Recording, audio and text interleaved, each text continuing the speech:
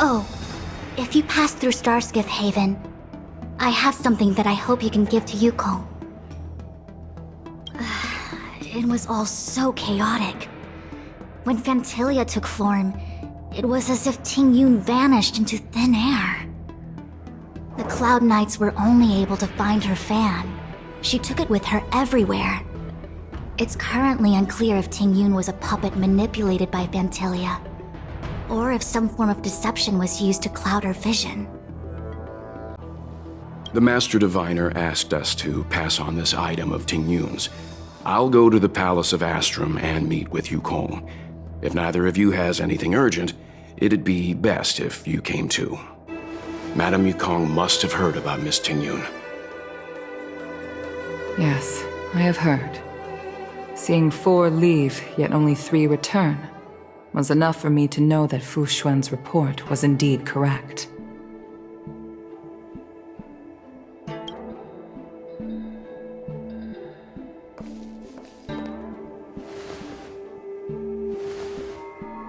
Tingyun.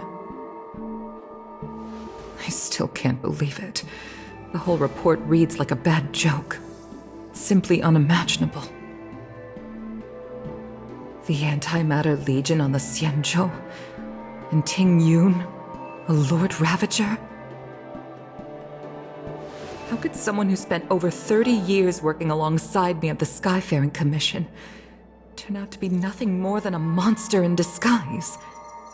What happened to the real Tingyun? Madame YUKONG. I'm sorry. I understand. It's just hard for me to accept.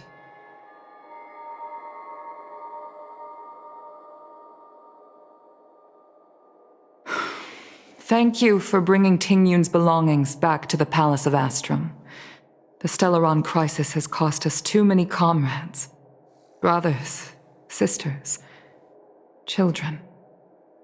I'd like to invite all of you, as witnesses to this war, to a soul-soothing ceremony hosted by the Skyfaring Commission. Will you consider? Also my way of saying farewell to Tingyun. I know, I'm selfish. She may not have died a Cloud Knight, but she's still one of us here at the Skyfaring Commission. A victim caught up in a wider conflict. I'd like to hold this ceremony as a way of distancing the memory of Tingyun from the Lord Ravager who tarnished her identity. I can still hardly believe it. I'll use my own methods to locate Tingyun's whereabouts, but at present, This is the least I can do for her. I'd like to ask you all to witness this event with me.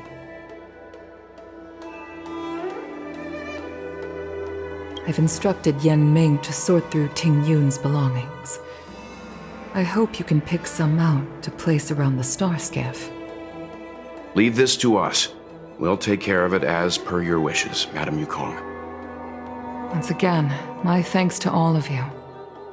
I've asked the judges of the Ten Lords Commission to ratify this soul-soothing ceremony, and have commissioned a special skiff at Stargazer Navalia for the ceremony. If you need anything, that's where I'll be. You always did say that I like to gossip, and here I am rambling on, proving you right again. If only you were here to cut me off.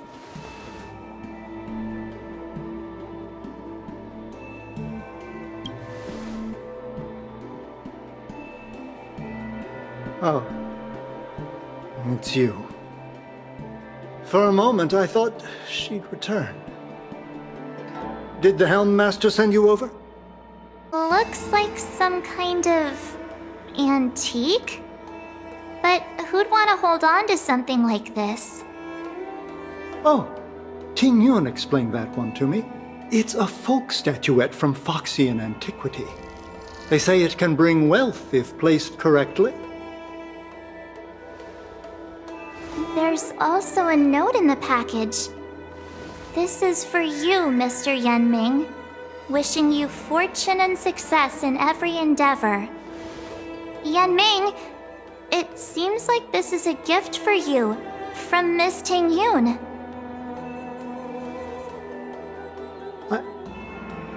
I remember asking her for one at the time.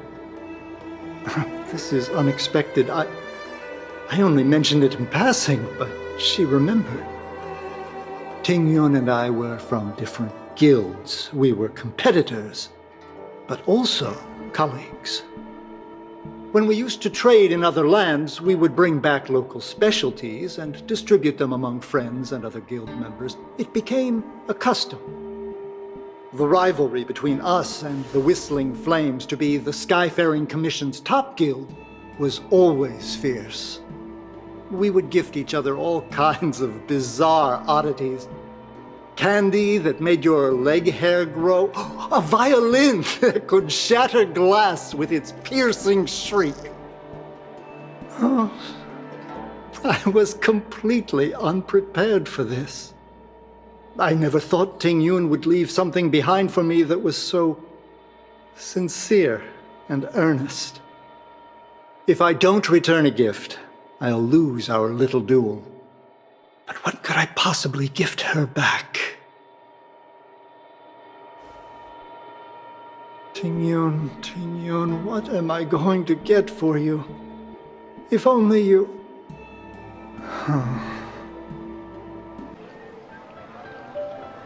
Oh! This is the tea Miss Tingyun promised to get for me. She really went to another world for me. She's incredible. When I took over this tea house from my parents, I thought I'd shake things up by creating a new tea product. Famous brews like Whale Tide Spring or Vegetations in the Alchemy Cauldron have been around for millennia, and imported mixed teas have also found a niche. Introducing a new product into the industry is really hard. Miss Tingyun came to the tea house one day and heard about my troubles. She said she could find me a brand new strain during her travels. One that nobody on the Xianzhou had ever tasted. I just thought she was trying to cheer me up. I never thought she'd actually do it. Where is Miss Tingyun today? Yes. Now that the crisis has been averted and the ports are resuming operations, Miss Tingyun has been dispatched on business with the Skyfaring Commission, out to other worlds. Oh, really?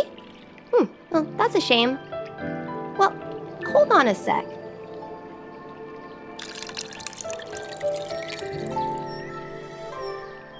Based on her suggestion, I improved the Whale Tide Spring, Emerald Hills, and Dawn Dew strains to make a new variety with a sweet, long-lasting taste.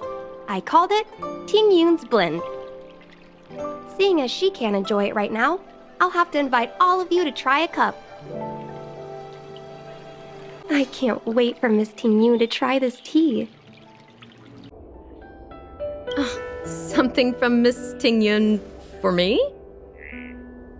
Oh, what a precious person she is.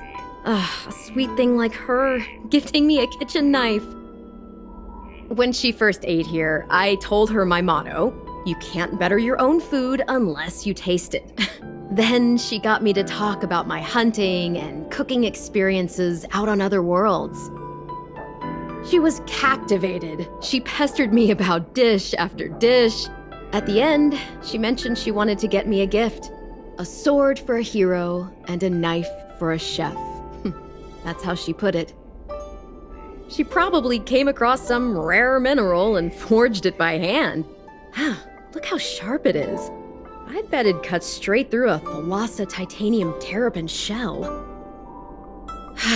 Miss Tingyun is too kind. Who among the Aram Alley vendors hasn't been spoiled by the generosity of Whistling Flames? Her grand fare puts small merchants like us in touch with big intergalactic vendors. If we're talking gifts, it's us who should be gifting her something. Oh, I heard the trade port is open again for business. Miss Tingyun must be real busy, right?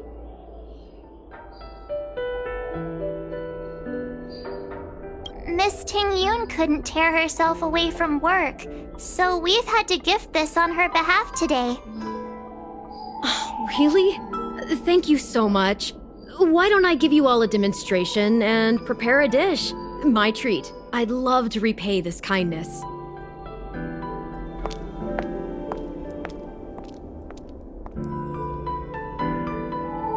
Oh, speaking of which, it was our chili beef offal stew that first attracted Miss Tingyun to our restaurant. It's spicy, sumptuous, and guaranteed to get the mouth watering. Not even a girl as refined as Tingyun could resist the temptation. About that bow, I think I know who Miss Tingyun intended to gift it to. Mr. Yan Ming said an ambassador will return with a gift for a trusted colleague. The person who Tingyun trusts the most is Madame YUKONG, right? Well, it's a shame Miss Tingyun's too busy today.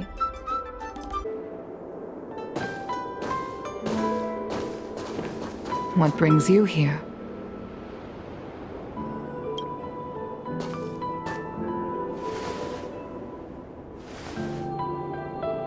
This bow. Did Tingyun pick it out for me? She understood my pain. It's a shame I can no longer do anything for her. 30 years ago, I fought in a terrible war. My comrade and I set sail together, but only I returned. The scars of that war never truly healed. Still, the Luofu traced out its arc of recovery and continued to trade. I felt tired of voyaging, like I'd lost the courage to pull on a bowstring ever again. I hid away in the Skyfaring Commission and buried myself in work, never wanting to see the sky again. Despite rising to Helm Master, my military career hadn't prepared me for the type of meticulous planning work now confronting me. Tingyun, on the other hand, was a born merchant, always discussing business matters with me and offering up advice, even if she was my subordinate.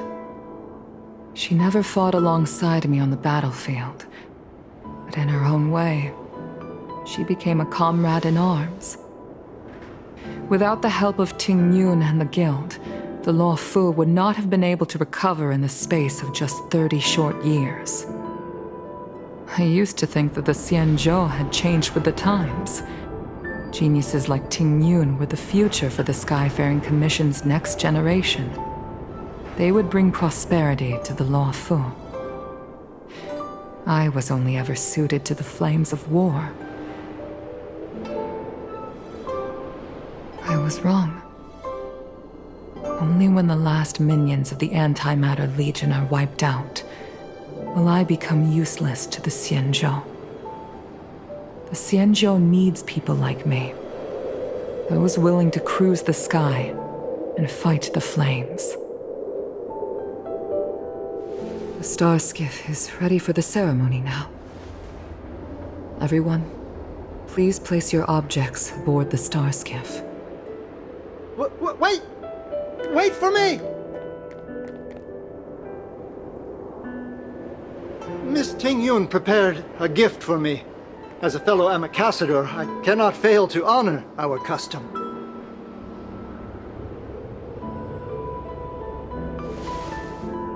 Yan Ming, what is it that you've prepared? I've brought a paper kite. I know it may seem simple compared to the precious items that Tingyun gifted others in the past, but it has a deeper meaning. I heard that Foxians have a tradition where paper kites are used to comfort the souls of pilots who can no longer take to the skies.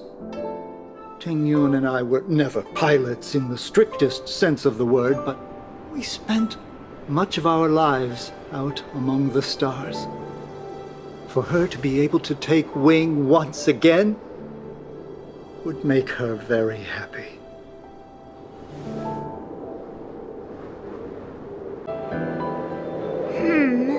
Out of all this stuff we've got, what do you think we should place on the star skiff? This time, we needn't compete. Go. Fly on to other distant worlds. Thank you for everything you've done for the Skyfaring Commission and the Luofu. This small seal is the foundation of the Xianzhou's prosperity. This is the tea that Meng Ming has made, especially named after you.